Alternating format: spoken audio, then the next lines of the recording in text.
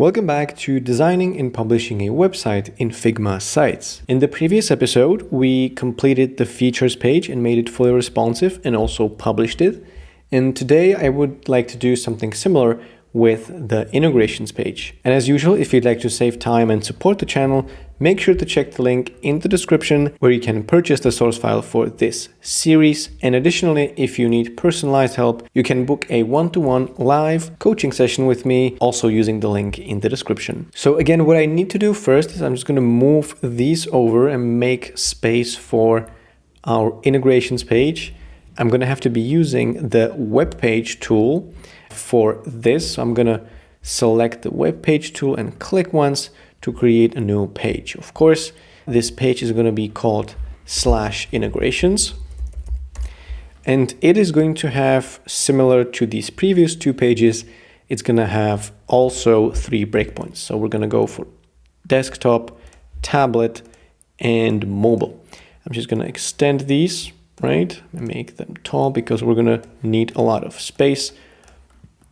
And what I'm going to do next is just option and click and drag this layout to move it over here so that I can start working on this. Okay. All right. So now if you compare these two pages, these two layouts, you can see that the bottom part is identical, right? So they do have the CTA and the footer fully responsive, arranged in the same way. Additionally, the very top section, the hero section, basically has a similar structure, right? So we have a headline and then maybe 1 or 2 more elements. So in order to save time and make this easier for ourselves, I think we could actually copy this layout from the features page to the integrations page. All right, so here's what I'm going to do. I am gonna grab the features page content from the features page from the desktop breakpoint. I'm gonna do Command C, and then I'm gonna click on the desktop breakpoint on integrations, and I'm gonna do Command V. Now, what just happened, as you can see, is that it got copied, but also it got copied with all the changes that we did for tablet and mobile. Right? So we have different spacing. That's going to save us plenty of time, which means that basically these bottom 2 sections are basically done. We need to quickly just modify this hero section and then just add this one, right? With these integration cards. Okay. So what I'm going to actually do is I'm going to select these 4 cards. Okay. So these 4 horizontal cards, and I'm going to hit backspace. So you basically have a layout where it's just the hero, then the CTA and the footer, already pretty much fully responsive. Okay.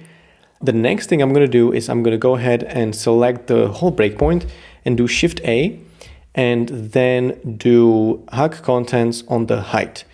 So this change propagated onto all the remaining breakpoints. And if I copy certain sections, you can see that this is going to actually duplicate them across all breakpoints. Okay, so that's pretty good. I'm just going to make sure that the features page content is also set to hug content on all the breakpoints, right? So now it actually even changes the overall height of the page. Perfect.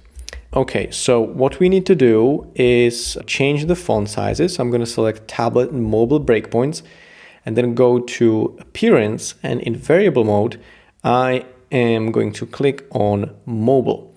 All right. And so if you're curious what we just did and why I did that, go ahead and watch episode number 54 of the web design series.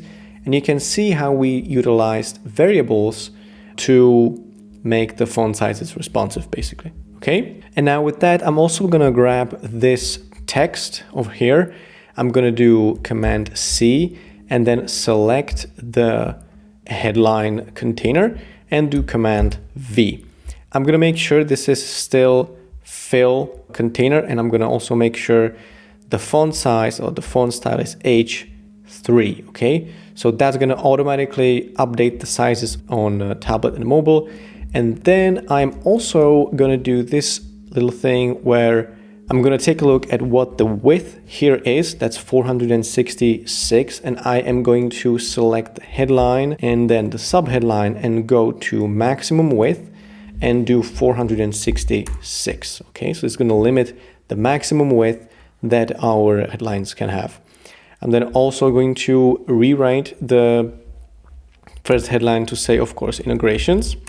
And finally, I'm going to grab this little icon, the smaller icon instance, Command C, and then select this, again, this headline group, Command V, Command and left bracket, or Control and left bracket, and then basically replace this features tagline with this icon. So we basically, you can see that this top part is basically finished. What needs to happen next is I'm gonna actually just duplicate this frame of integration cards, and I'm gonna actually enable auto layout for all these cards. So right now this is just a frame, okay? And I am going to go ahead and on the layouts panel over here, I am going to do horizontal layout. Okay, so horizontal, but also I'm going to enable the wrap auto layout like this. And I am going to press then enter and do fill container on all these cards. But at the same time, we want to specify some minimum width for all these cards. So again, I'm going to press enter, and then in the width settings, I'm going to add a minimum width. And I think we could do 250, 248, something like that. This is just to achieve basically this behavior, right? On tablet, this is going to be, it's going to be shrinking. So this is basically the narrowest this card is going to be. And then on mobile, it's going to go all the way to just a vertical, fully vertical layout. Okay. Cool, so now I'm going to rename this layout to integrations cards, and I'm going to do Command X, select the features page content auto layout, and do Command V. Then what I'm going to do is do Command left bracket and position this layout to be between these headlines and the CTA. And I'm also going to do fill container, which is going to update all these other breakpoints, as you can see. Let me actually just move this away from the area. And then I'm also going to set a maximum width for those to be 1152. All right. So now it's basically just fully the layout that we had previously. And the next thing I'm going to do is actually I'm going to click the integrations card and do Shift A to create an auto layout layer around those, and I'm going to center this. Then make sure that this is still fill container. Yes, the integrations cards is still fill container, and I'm going to rename this new layout integrations section. And this is just so that we can define padding on these to be like 24 from the left and right. So you can see that we created some padding over here, and then padding from the top and bottom. So if you check this section, this original design, we're looking at 96.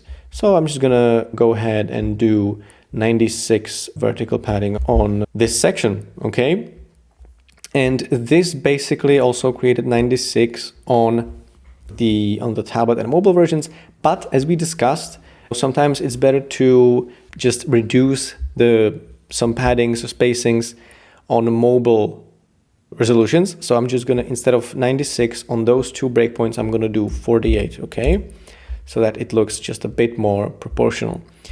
Perfect, now let's launch the preview and let's see what we have going on here. Okay, so clearly this is not exactly the behavior that we need. Hovering on those cards works pretty nicely. We built this component, I think it was all the way back in episode number 25 and 26. But the reason for this behavior is that the features page content itself is not set to fill container on all the breakpoints, right? So on tablet, that's going to be also fill container. We're talking about the whole container of the whole page. and then additionally on mobile also. So this should ideally fix the problem. Okay, so this is better, definitely. But for some reason we are getting this, headline behavior is basically ignoring our maximum constraints. So let's see what exactly is going on here. Do we have any issues? Now we could also try remove the maximum width from these text objects. So remove max, okay. And then add a maximum width onto this whole headline container. And that would be 466. So why don't we do that? Why don't I add maximum width of 466 on this whole headline container? Is that going to help? And it seems like it did help. For some reason, Figma is not respecting maximum width constraints on individual text objects. No idea why. That's just the way it is. But yeah, we can work around that always. Perfect. Now let me actually just go to these individual integration cards. Let me select one card and go to the source component. And I'm going to link these texts to be also paragraph. And this one is going to be, that's going to be H4 headline and also H4 headline.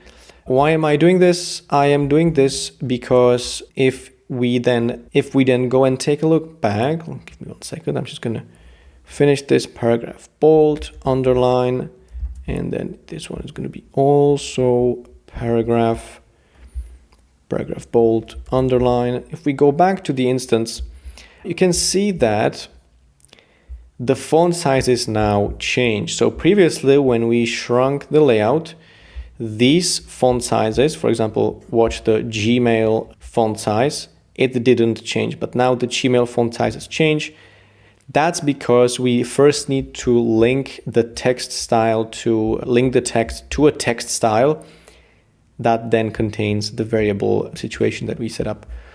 Okay, and the last thing that remains is actually copy the header. So I'm just going to copy it from the features page, go to the desktop breakpoint, Command V, and because this is set to sticky, we will now get this behavior. Okay, let me show you. Our header navigation is now scrolls with us and is also responsive. Okay, perfect. We can go back to the home page.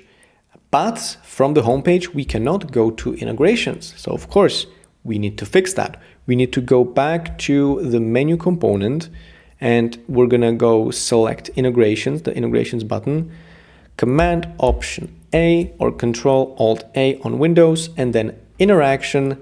And this link is going to lead to integrations. Okay.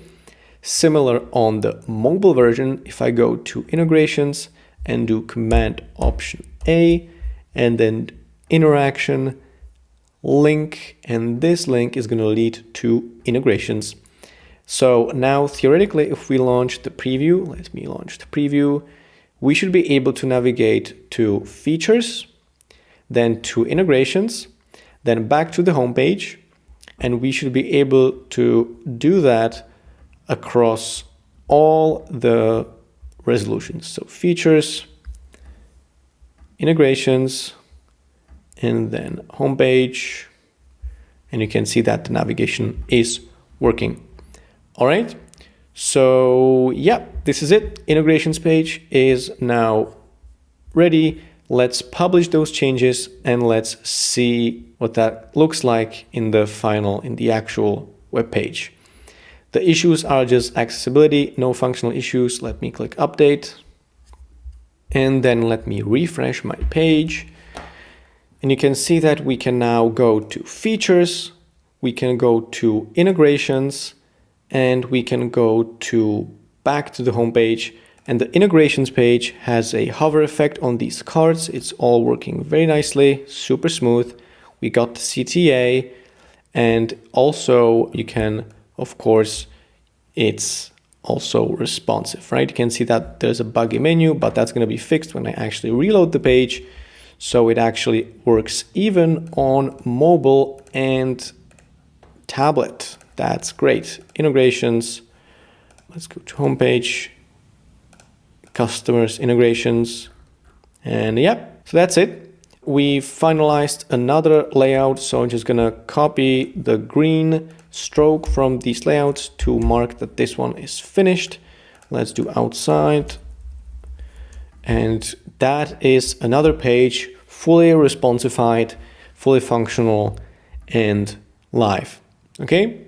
So again, if you'd like to save time and support the channel, make sure to check the link in the description where you can purchase the source file for all that we did so far in the series. And also, if you need personalized help, you can book a one-to-one live coaching session using also the link in the description. Thanks for tuning in, guys. Leave a like if you found this video useful, and I will see you in the next one.